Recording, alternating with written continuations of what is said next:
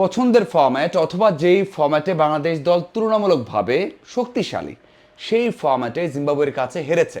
মানে ওয়ানডে সিরিজে বাংলাদেশের হার 2-1 ব্যবধানে। টেস্টেও বাংলাদেশ দল জঘন্য খেলেছে, মাত্র আড়াই দিনে ইনিংস ব্যবধানে হার। 2 ইনিংস মিলিয়ে বাংলাদেশ দল ব্যাট করেছে মাত্র 92 ওভার। তার মানে ওডিআই এবং টেস্ট দুই ফরম্যাটে বাংলাদেশ দল সিরিজ হেরেছে। এখন একটা সিরিজ বাকি আছে, টি-20 সিরিজ। এই সিরিজে বাংলাদেশ দল কেমন করবে, শক্তি সামর্থ্য কি বলছে, অতীত পরিসংখ্যান কি বলছে, সাম্প্রতিক পারফরমেন্স কি বলছে, সেই সব নিয়ে কথা বলতে চাই।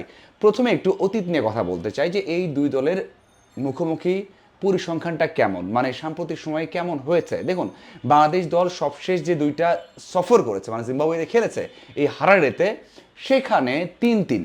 তার মানে হচ্ছে একটা সিরিজ বাংলাদেশ জিতেছে 2-1 ব্যবধানে, আর একটা হেরেছে 2-1 ব্যবধানে, ওই একই ব্যবধানে। তার মানে দুই সিরিজের 1-1 সমতা, একটা জিতেছে বাংলাদেশ, একটা হেরেছে, এবং 3টে ম্যাচ জিতেছে, 3টা হেরেছে।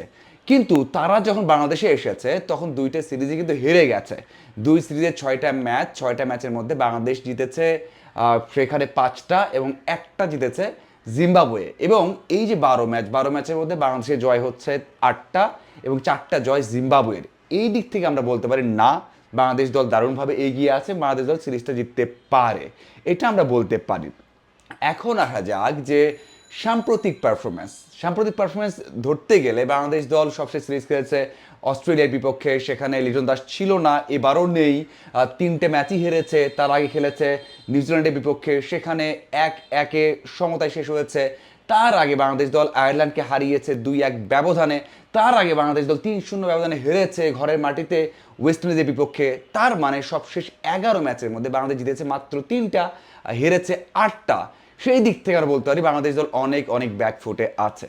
বাজেভাবে বাংলাদেশ দল হেরেছে, এবং টি-20তে সেখানে উন্নতির ছাপ পাওয়া যায়নি। বোলাররা ভালো করলে বাংলাদেশ দল জিতেছে, এছাড়া বাংলাদেশ দল জিততে পারেনি। অন্যদিকে সেখানে যে বলি আমরা যে জিম্বাবুয়ে কি করেছে, জিম্বাবুয়ে অস্ট্রেলিয়াকে হারিয়েছে শ্রীলঙ্কাকে বিশ্বকাপে।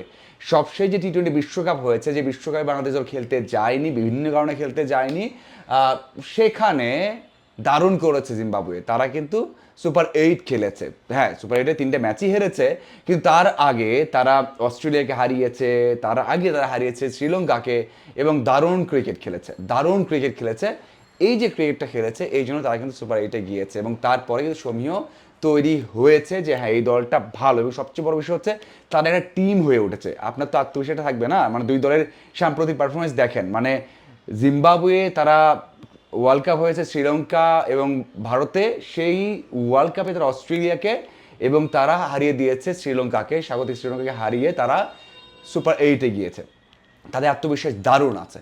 এখন বিষয় হচ্ছে যে দুই দলের শক্তি সামর্থ্য। দেখুন, শক্তি সামর্থ্য তো মানে আনডাউটেডলি আপনি যে বলেন যে টেস্টে তারা যেভাবে হারিয়েছে, ওডিআইতে যেভাবে হারিয়েছে, তাই বলতে হয় যে তারা এগিয়ে আছে। এবং তারা যে সবশেষ ওডিআইটা হেরেছে, সেখানে তাদের টপ প্লেয়াররা খেলেনি, টপ 3জন বোলার কিন্তু খেলেনি।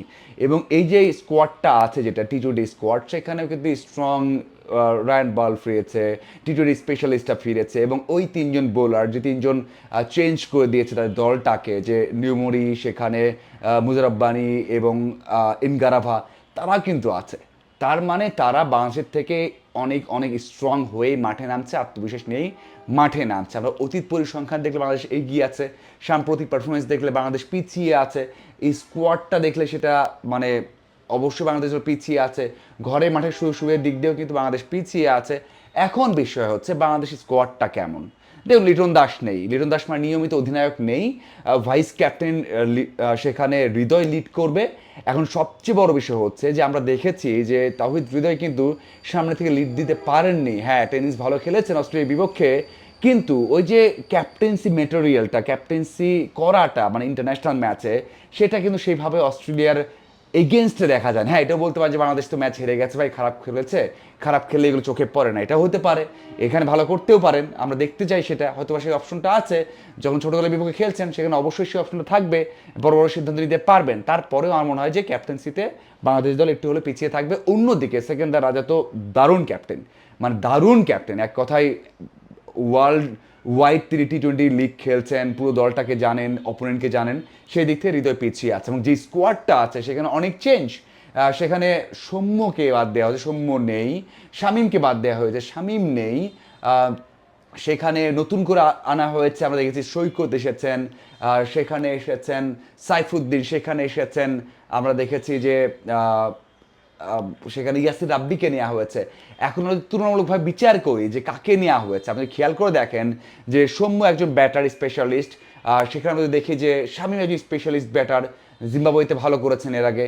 সেখানে নেওয়া হয়েছে সৈকত, সাইফুদ্দিন, সেখানে ইয়াসির রাব্বি। আমার মনে হয় সেই রিপ্লেসমেন্টটা মানে লাইক টু লাইক হয়নি। কারণ হচ্ছে আপনি স্পেশালিস্ট ব্যাটার সেরকম দেখতে পাচ্ছি না, অলরাউন্ডার দেখতে পাচ্ছে, ঠিক আছে আমরা সৈকত দেখতে পাচ্ছি, অপশন বাড়ছে, আমরা সাইফুদ্দিন দেখতে পাচ্ছি, অপশন বাড়ছে, কিন্তু ওই যে মানে ব্যাটার যেটা ব্যাটিং দরকার, আমরা টপ 5 টপ 6 সেটা কিন্তু আমরা দেখতে পাচ্ছি না। আর যারা রয়েছেন তারা সে ধারাবাহিকতার মধ্যে নেই। আমরা যদি বলি তামিম, ইমন, সেখানে হৃদয়, মাহেদি, অথবা আমরা যদি দেখি যে বাকি যে টেইলেন্ডাররা আছে তারাও কিন্তু সেইভাবে ধারাবাহিকতার মধ্যে নেই। হ্যাঁ, সাইফ হাসানের কথা যদি বলি, সাইফ হাসানও কিছু রান করছেন কিন্তু ইনিংস বড় করতে পারছেন না। সব দিক দিয়েই বলবো বাংলাদেশ দল একটা মানে একটা সংকটের মধ্যে আছে। আপনি যদি ব্যাটিং লাইন আপটা দেখেন, কেউই ধারাবাহিক না। ব্যাটিং লাইন আপটা দেখেন, কেউই সেই বড় ইম্প্যাক্ট ইনিংস খেলতে পারছেন না। এবং যেই বোলিং লাইন আপটা দেখছেন, শুধুমাত্র বোলিং লাইন আপে তাসকিন, শরীফুল, মুস্তাফিজ তো অবশ্যই নেই, এটা বড় একটা ক্ষতি বাংলাদেশের জন্য, ইনজুরিতে পড়েছেন। এটা একটা বড় দিক যে সেখানে মুস্তাফিজ নেই, কিন্তু তাসকিন, রানা, শরীফুল, সাইফুদ্দিন তারা রয়েছেন এবং তারা কিন্তু রান কনসিড করেন। এক রানা খুব দারুণ বল করে, কিন্তু বাকিরা রান অনেক বেশি দেন। এটা বড় একটা বিষয়। আমার মনে হয় বোলিং ডিপার্টমেন্টটা একটু উইক হয়ে গেছে মুস্তাফিজ ছাড়া। এই যে মানে মিডল অর্ডারে যারা রয়েছেন বা যারা মিডল অর্ডার বলও করবেন, যে মিডল ফ্রেসে এবং মিডল অর্ডারে ব্যাট করবেন, সেখানে একটা সমস্যা দেখা দিয়েছে, যেখানে মাহাদি, সাইফুদ্দিন, মোসাদ্দেক এটাও কিন্তু খুব একটা স্ট্রং নেই। এটা একটা সংকট। এবং টপ অর্ডার তো বাংলাদেশ দল ধারাবাহিকভাবে ব্যাট করতে পারছে না, বা ওডিআই সিরিজেও কিন্তু ধারাবাহিক হতে পারেনি। সো আমার মনে হয় একটা সংকট তৈরি হয়ে গেছে, বা সংকট আছে এখনও। টি-20তে বাংলাদেশ দল অনেক অনেক অনেক পিছিয়ে থাকবে। তারপরেও যদি ফার্স্ট ম্যাচটা জয় পায়, ভালো কিছু করতে পারে, তাহলে হয়তো বা এই সিরিজটা জিততে পারে। এছাড়া বাংলাদেশে কিন্তু এই সিরিজ জেতা অনেক কষ্ট হবে, বা না জেতার সম্ভাবনা বা সংখ্যাটাই বেশি। আপনাদের কি মনে হয় অবশ্যই জানাবেন। ধন্যবাদ সবাইকে।